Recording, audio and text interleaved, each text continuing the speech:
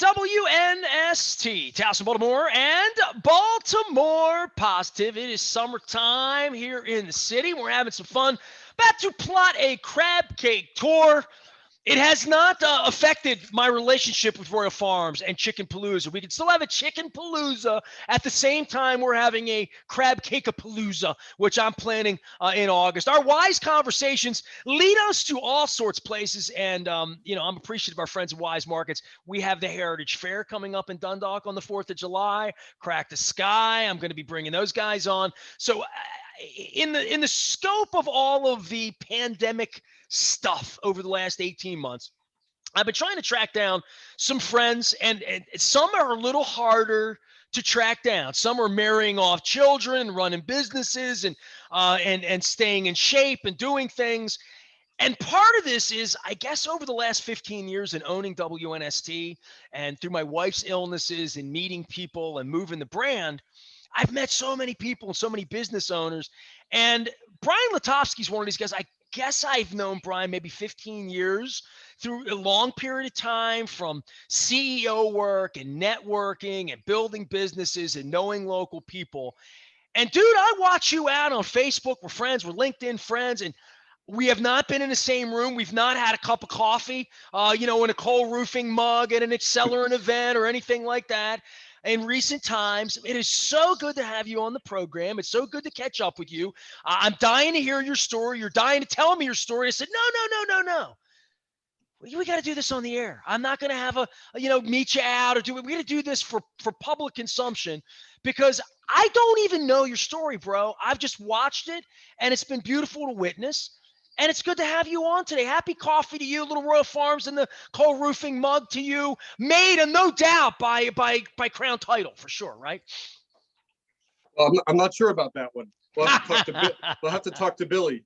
But yeah, thanks, Nestor. It's good to be here. And the positive thing, just it's blowing up, and we need to keep it going. We got to keep that positive momentum going. And I got a lot of things to share with you. Well, I mean, you sent me a gift, and I'll bring that up, but I really want to talk about you and what's been going on with you.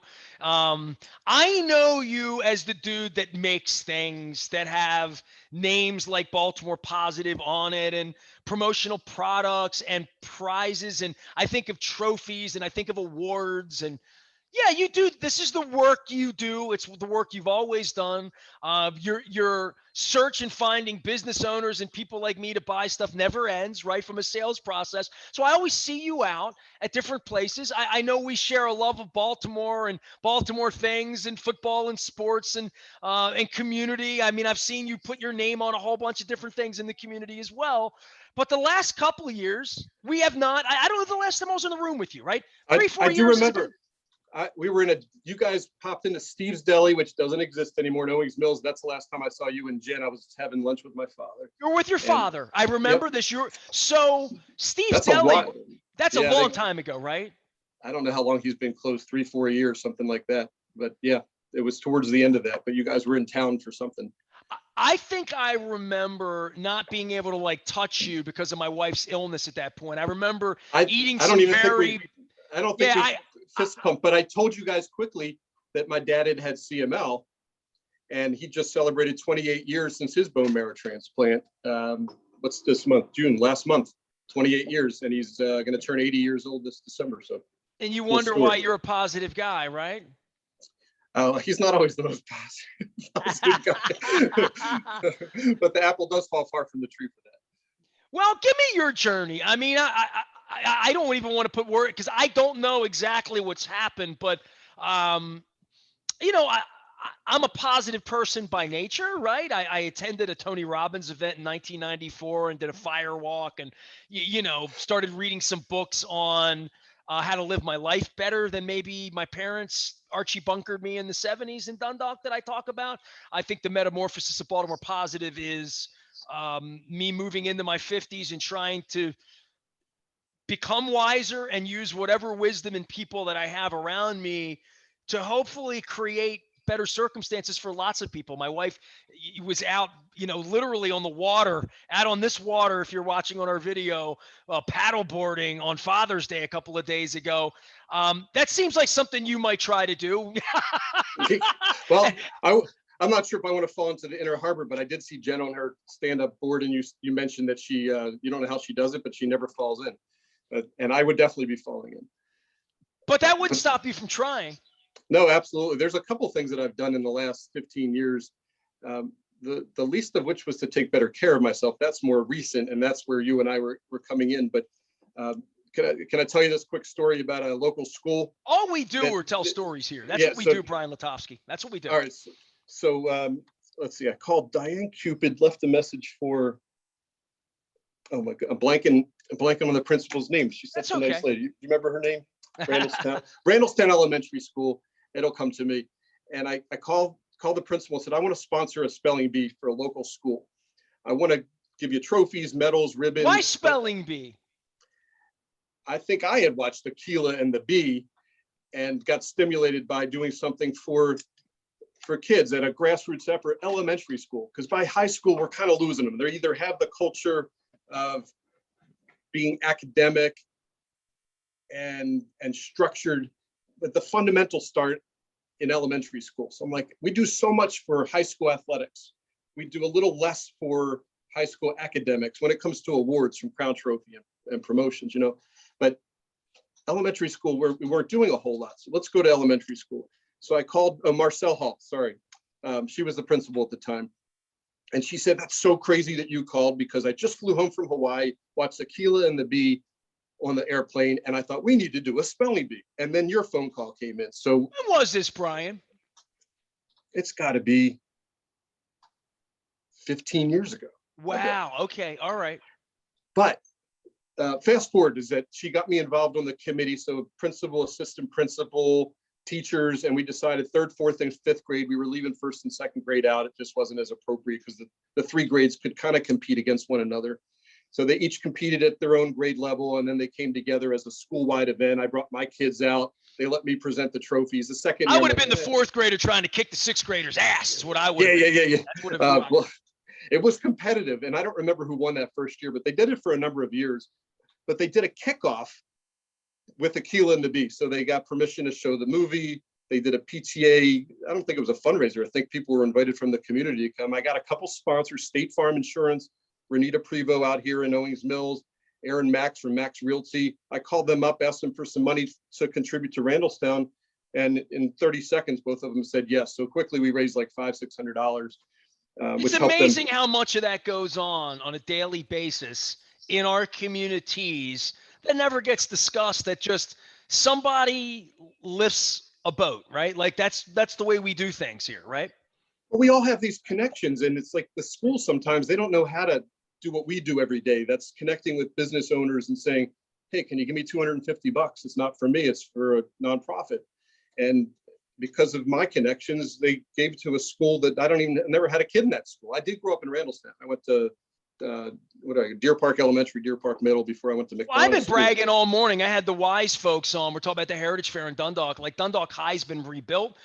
Colgate Elementary, my elementary school, was built in the 19 teens, literally as a farm school 100 years ago. And it's being rebuilt right now in the neighborhood where my parents bought a home in 1953, where my son lives. So like the structure of neighborhoods and elementary schools and what it means to have that foundational, I mean, we talk about issues in the city, right? I mean, just having strong neighborhoods and strong public schools where children learn how to spell and compete to learn how to spell and maybe get a trophy from a guy like Brian, right? Literally. And that was what it was all about. So anyway, the idea of positivity, but we had media coming to basically showcase what they were doing at Randallstown Elementary School. The night of the event, something bad happened in Baltimore. I don't know if it was a shooting or a house fire. And they did have the courtesy to call and say, we won't be there. We got to send our crews elsewhere for something negative. And I thought, we need a station that does something that says, you know what, the first 15 minutes of our broadcast are going to be on things in the community that are going well. focusing on people that are doing good things. So you're doing exactly what we talked about. Marcel and I talked, like, what a shame that they said, okay, it's a tragedy that somebody got shot in the city. We can talk about that. Well, we talk about that all the time, but we're talking about solutions in regard to that. And one of the solutions is we need better schools, right? We talk about Kerwin. I mean, I've talked about Kerwin for 2 years now, and I haven't gotten a chance to talk to Uncle Larry about Kerwin yet, but I will hopefully at some point on the Crab Cake Tour in August. But I would say that the investment in local schools, and you're a poppy seed, right? In the whole scheme of all of this, we all are, right? But together, that's what this is about. And for what you've done, and you talk about 15 years of kids, but the last 15 months for you, for your family, for your business, for all the partners that you reach to, this has been a really tumultuous time. I think for everybody, everywhere, mental health, all of that, right? Give me the last 18 months for you and where you've moved your life, which is really one of the reasons I invited you on, because you've inspired me to invite you on. So don't be so humble about telling your own story, Brian. All right, well, here goes. So in a nutshell, Crown Trophy and Promotions has been running the entire time here in Owings Mills. However, business has been significantly off. We've had loyal customers who just said, hey, we're not doing that event. At the same time as our business was down, which, by the way, it's coming back up, and hopefully with a vengeance. At the same time, I'm like, I can't not take better care of myself, because I was already on a path for transformation. So Jonathan Wilson at the Leukemia Lymphoma Society, and I don't even think I told you this, I'm now on the board of trustees for leukemia lymphoma, but he came to me. So we participated in Man of the Year. I've had friends compete and win Man of the Year as well. So yeah, that just ended, I think Friday. For this Lee year. Tessier, anybody that knows Lee up in Harford County, Lee was a winner a number of years ago. My wife was battling back in 2014, so we've supported them over the period of time. Obviously, what we do for There Goes My Hero with swabbing, and all of these organizations are just magnificent. I had Bert and Daniel on a couple of weeks ago talking about a swab that led him to give to save a person's life out in Kansas City, a 51-year-old man's life. Who's battling right now in the battle. And my wife, by the way, on Saturday, the 26th, it'll be her 7-year anniversary from her first transplant. So 7 years out. So we're doing all right. So anyway, LLS, go for it, man. All right. So Jonathan said, hey, Brian, can you please consider joining the board? My mother had been on the board for a while. My father's a 28-year survivor as of last month from CML. And so God willing, he'll turn 80. Pioneers, 28 years ago, so 1993. So that was, when did I get married? In 93, exactly. And a month later, he waited to have his transplant until Terry and I got married, and then the next month he had his transplant. So let's back up even more. A lot of your folks might not know that I'm a physical therapist. That's my first hat. I'm still licensed. I don't practice right now. And I worked on the bone marrow transplant unit at the Brigham and Women's Hospital in Boston when I was training. I had my father come up one weekend. I said, you got to check out this unit. There's only 3 in the country. Hospital in Seattle, Washington, Johns Hopkins, and Brigham and Women's in Boston.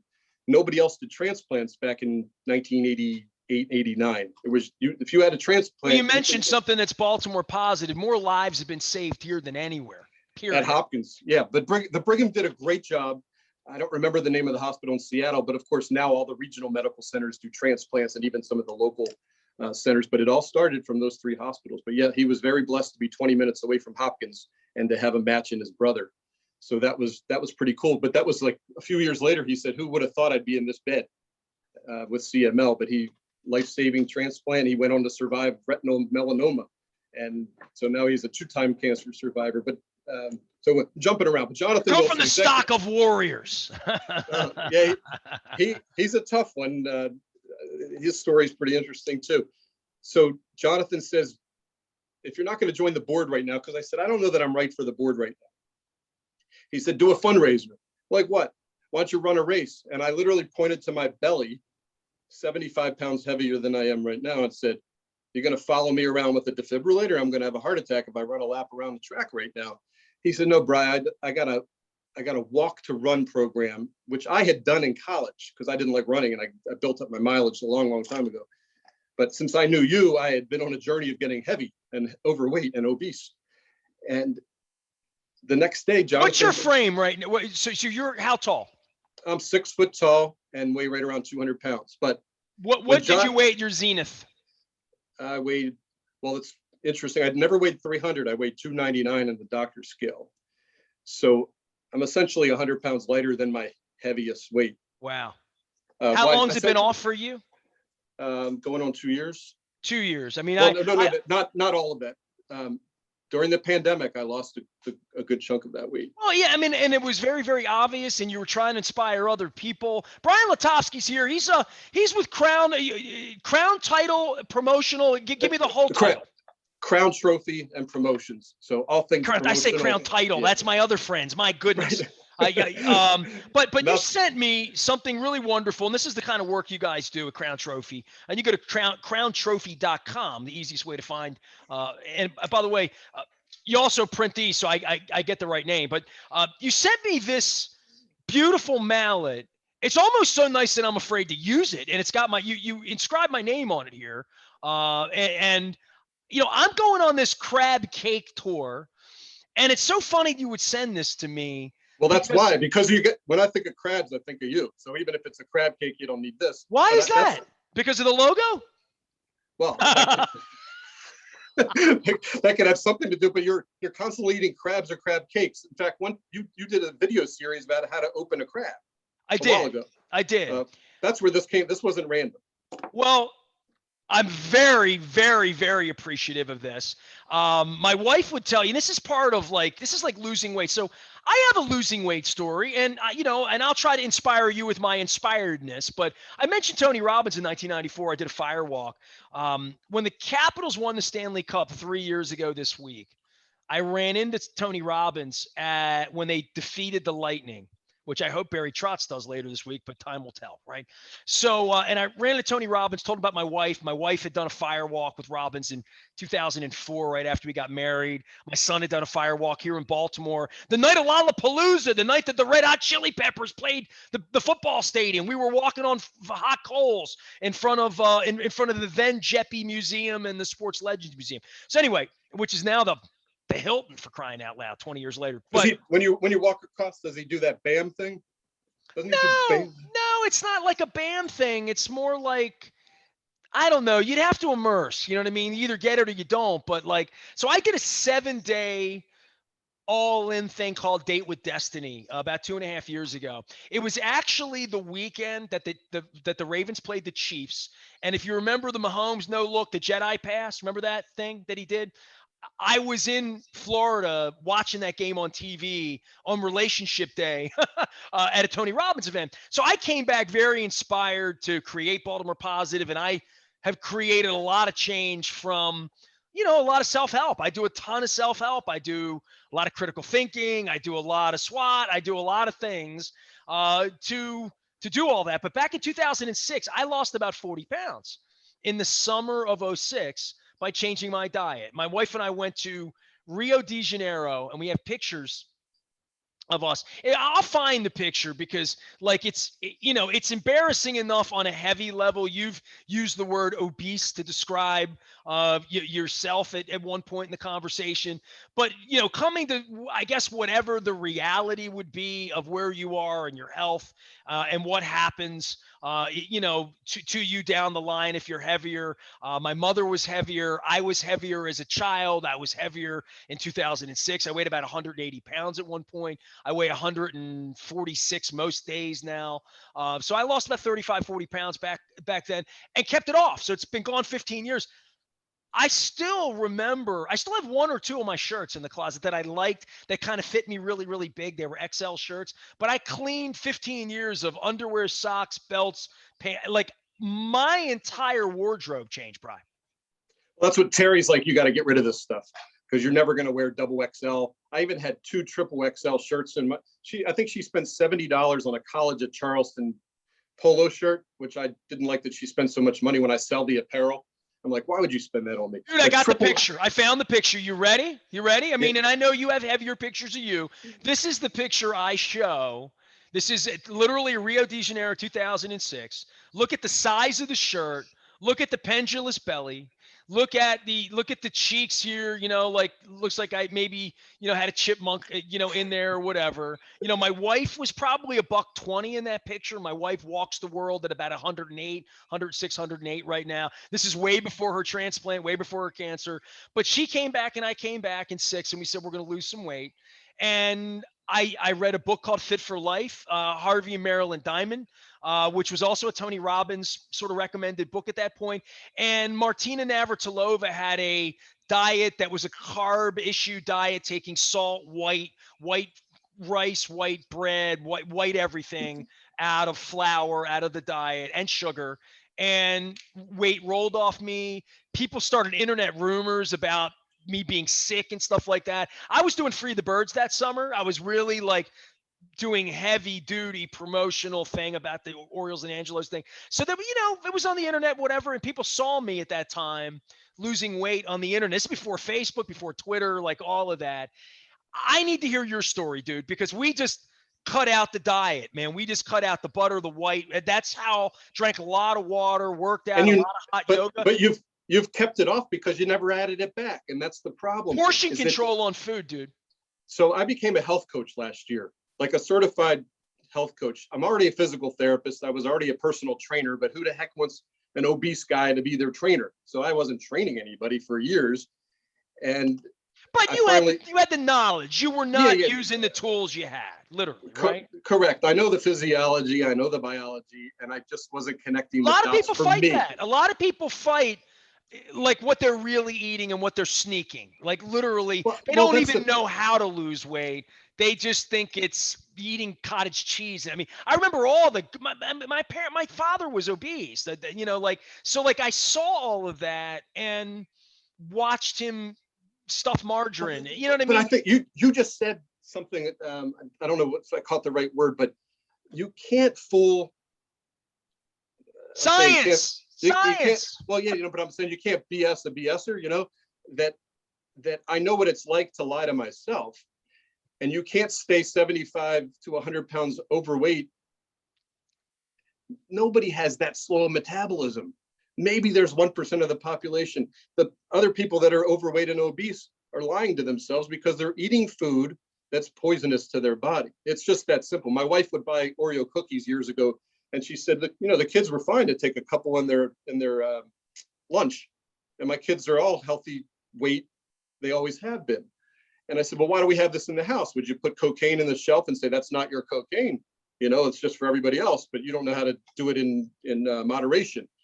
So I really would be better off without this in the house. Anyway, long story short, we don't have any of that stuff in the house for years now.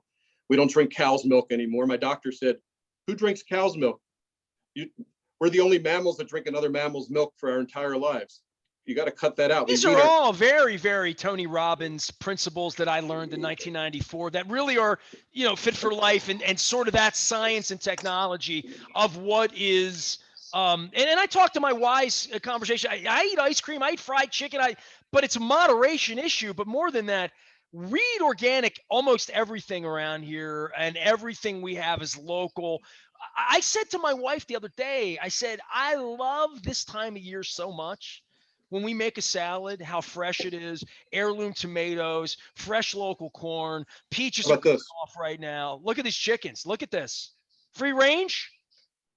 Not 24 hours a day. They're in the coop at the moment. I just checked on them before I left for work this morning, but they'll get plenty of free range this afternoon if they'll come out in the rain.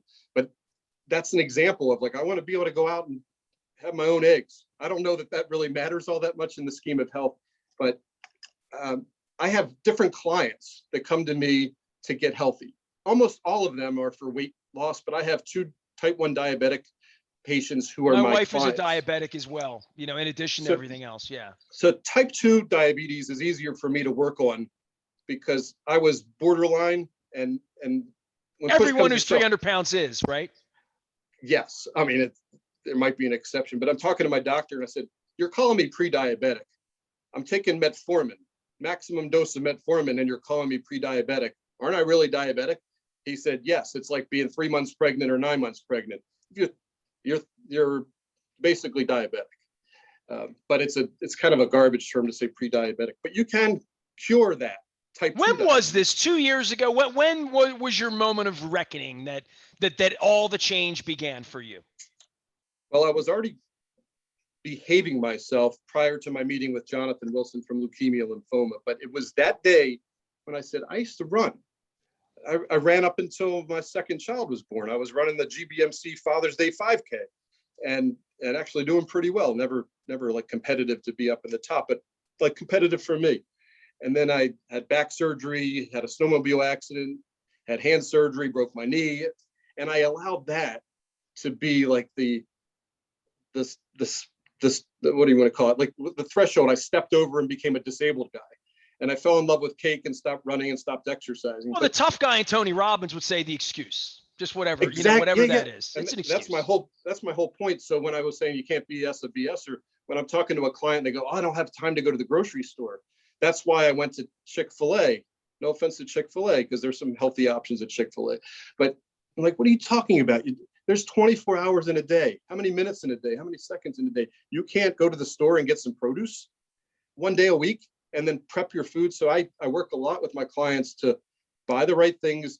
Meal planning, right? But also plan for success includes going to the grocery store and having the right things in the house. And then when you go to work, you don't go, oh, I forgot my healthy options. Instead of an apple, I'm going to have an Oreo. Yeah. I mean, do you forget your water bottle? I would forget my car keys before I forgot my water bottle.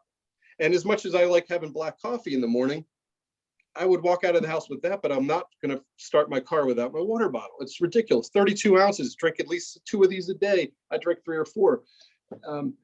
Nothing has to be extreme. But when I talk to somebody, and I said, most of my clients will actually weigh themselves on Mondays. They take a picture of their scale and they text it to me. It's accountability. It seems a little silly, but it's not silly. My wife was never heavy, right? But back in 6, 7, 8, 9, and that period of time where we got fit and stayed fit and all, I fit. Most of what I buy are small now, maybe this is a medium, and it's fallen off me a little bit, right? But once you change your diet and you do those things, the maintenance part becomes ordinary when you don't overeat. But I think there's the first step, right, is the denial part of, like, I had somebody say to me recently, like, I don't do yoga because I'm not that bendy, I'm not that stretchy. I'm like, do you think I was in 1999 when Brian Baldinger said do yoga? And I'm like, I didn't even know what yoga is. Yoga was something people in Dundalk made fun of. You know what I mean? Like, it wasn't something you ever thought about doing. Now, I can do all sorts of things 20 years later, but it's sort of the first step of saying, how am I going to change this? And that would be the food you keep in your house, right? And probably your association to food more than anything else. But even before then, there's truly a healthy brain with nutrition and basically a disabled brain. And it's not the individual's fault. If somebody is 50 to 100 pounds overweight, I mean, they're usually classified as obese, they have a different brain. So when someone looks at them and go, how can they eat? How can they keep themselves like that? They literally can't flip the switch. They think about it differently. It's like they're sugar burners, and they can't help it because every time they deplete the glycogen from their liver and their muscles, which are the only 2 places in the body that you can store glycogen or stored sugar, they crave more, and it's a vicious cycle until they get out of that. And they actually have hormones that are inhibited because of being sugar burners that would normally tell you that you're full. So they don't even With all the things we think we can get addicted to here, drugs, alcohol, sugar is probably in this culture pretty much one of the worst. It falls up there. More people are dying from being overweight. Well, we like it as animals. Like when we see a bee go to something, or I see my cat really attracted to seafood, like we as humans are very conditioned to like dessert in this country, and things that the sweeter it is, I fall into that. I like things to be a little sweeter, but I don't like them too sweet. But I also don't like tart. My wife and I always get after that when she likes tart strawberry and tart. I'm like, no. My palate prefers sweet. Does Jen like strawberry rhubarb pie? Because that tends to be more on the tart Correct. side. Yes, key lime, like all that Yeah. kind of stuff. And I'm like, nah, give me the pecan pie, man. Give me some sugar, you know. Yeah, and that's where I've always been. But yeah, I think this country, it's, we don't say pandemic, but it's an epidemic of It's a not crisis. It forget is. I mean, forget just obesity. Look in the store. If you go to Costco and look around, and I don't mean discriminate, I mean just observe. Most people are overweight. It's a fact. It's just a fact. And most people that go on diets fail because it has to be a lifestyle. But when I finally flipped that switch, let me go back. There's a book called From Fit to Fat to Fit. And it's a personal trainer who wrote this book, and he did his own experiment on himself. He made himself fat. He changed his diet. He wanted to see what would happen. And he got fat. Well, guess what happened to his brain? His brain, he couldn't flip it back. He's literally became a couch potato. He's watching TV and drinking Coke and eating chips. And his wife's like, okay. well, the perception is that it's difficult to get in shape, right? Like being fit is difficult. Like that a lot of people really believe that. Well, most people think that you have to do what I did this morning. I did a short workout, which in the past I never would have done. If I didn't have an hour, I didn't work out. This morning, I'm like, I'm just going to run a mile and a half. I ran a mile and a half instead of 3 because I didn't have as much time to get to work in time and to be chatting with you. So that's okay, a short workout. But no one has to run a mile and a half to get fit because it's 95% nutrition. And it's all about converting your body, if you're overweight anyway, from being a sugar burner to being a fat burner. Fat is energy. There's a lot more calories there's a lot more energy in 1 calorie of fat than there is in a carbohydrate or protein. I'm thinking about that corned beef sandwich I ate at Steve's with you last time we were together. Well, yeah, but the corned beef would be okay if you don't eat it with the bread. But who wants to eat a hamburger without the bun? Well, guess what? I've eaten a lot of hamburgers without the bun. And it doesn't have to be turkey burgers. You can eat hamburgers, but you can't eat the bun. The combination is what gets us in trouble. You can't eat the French fries. But if anybody wants to look at my physician, Louis Malino, is on Facebook, and he has the best nutrition information. I'm pretty sure Lou has like less than 5% body fat. So he practices what he preaches his entire life. And he's a lipidologist and hypertensivist, meaning he's an expert in cholesterol and an expert in blood pressure, in addition to being a fantastic intern. I'm saying internist. He's definitely not an intern for many years. But Dr. Malino gets it, and he knows that my wife is different from me, and he treats her differently. So even though she follows a healthy, we'll call it diet, like an animal in the zoo has a diet, not on a diet, but this is your diet. Terry follows more Mediterranean. She's vegetarian, pescatarian. She eats fish, but mostly she eats plant-based. I still eat meat, but I throw away the bun and the rice. I eat cauliflower. Rice cauliflower, I eat cauliflower pizza, and I've learned to make them perfect. And I actually had a client, I think I posted this on Facebook, Brendan Dreitline, who used to work for me, lost, I think he's 40 some pounds. He's got a 6-pack. This is since January. And well, the pandemic gave people a chance to do, there was this opening. My wife started doing morning yoga with Adrian in this room the day after the pandemic, and she's paddle boarding through the harbor, and I catch her. She works for a major corporation that during the course of the day they do fitness workouts on Zoom. She's out there probably right now doing a 20-minute squat class. She complained to me this morning she was sore. I was watching her yesterday. So people even that are staying home. I mean, I talked about my dear friend Dave Knoll giving me a better desk right over at MOI, and a big shout out to them for what they've done. That I stand now and I sit. So like I'm sitting doing the show, and this, I show this off because it's sort of cool and sexy, but I then stand for a couple of segments too, because posture is everything. And I think people that have started working at the kitchen table or in different places, what kind of shoes you're wearing, because if your knee hurts, you won't work out. It's the old John Wooden theory, right? You put the sock on wrong, you get the blister, you can't play. That's exactly right. And one of the things we talk about with our clients is non-exercise activity, which means you go to the bathroom, nobody knows what you're doing behind the door anyway. Do 10 squats. I know it sounds like nothing, but if you go to the bathroom 6 times a day at work and you do 10 squats, you just did 60 squats in the day. My wife's been First, saying to me, "Have you done your push-ups today?" And I'm like, okay, well, well, it well, doesn't, you know. you mentioned this earlier. So I do about 30 push-ups a couple times a week, but I do push-ups every day. And it's a lot easier to do 30 push-ups almost every day than it is to stop them for 2 weeks and then you can't do 30 anymore. And you're like, now it's frustrating.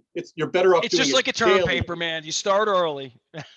Oh God, I got another story about term papers with my son, but he learned the hard way. But that's You say term paper and I feel stress, you know. yeah, it's kind of funny. I don't. I wish I asked my wife if I go back to school and get another degree, and she goes, "Really? How's that going to help the family?" But Well, you've inspired me, dude. Brian Litofsky's here.